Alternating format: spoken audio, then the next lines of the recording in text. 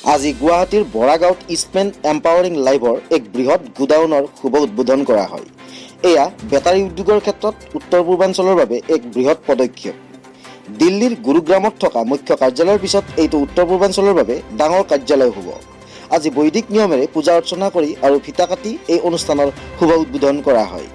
এই শুভ উদ্বোধন অনুষ্ঠানত উপস্থিত থাকে general manager Anil Chaturved, regional sales manager Kaushik Bhattacharya, area sales manager Ajay Das আৰু দীপক শৰ্মা।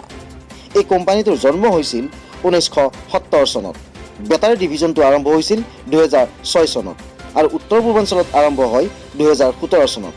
উল্লেখ্য যে আজি শুভ উদ্বোধন হোৱা এই গোডাউনটো 5000 বৰ্গ ফুট ডাঙৰ। অমল কুমাৰ শৰ্মাৰ প্ৰতিবেদন, প্ৰতিবেদক লাইভ। হিৰঞ্জম এণ্টাৰপ্ৰাইজৰ পৰা মই কৰি আছোঁ 2017 চনৰ পৰাই ব্যৱসায় জড়িত ই ৰিক্সাৰ ক্ষেত্ৰত। আৰু ই ৰিক্সাৰ ক্ষেত্ৰত আমি ইষ্টমেণ্টৰ লগত জড়িত 2017 চনৰ পৰা জড়িত হৈছোঁ। আৰু ইষ্টমেণ্টৰ ক্ষেত্ৰত আমি এটা পাইছোঁ যে আমাক কিছুমান কোম্পানীয়ে এপছ দিছে।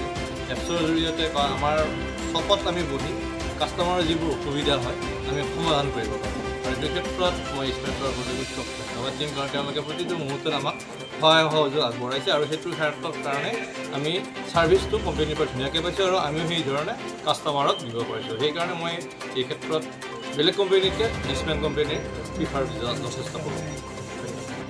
Subscribe please.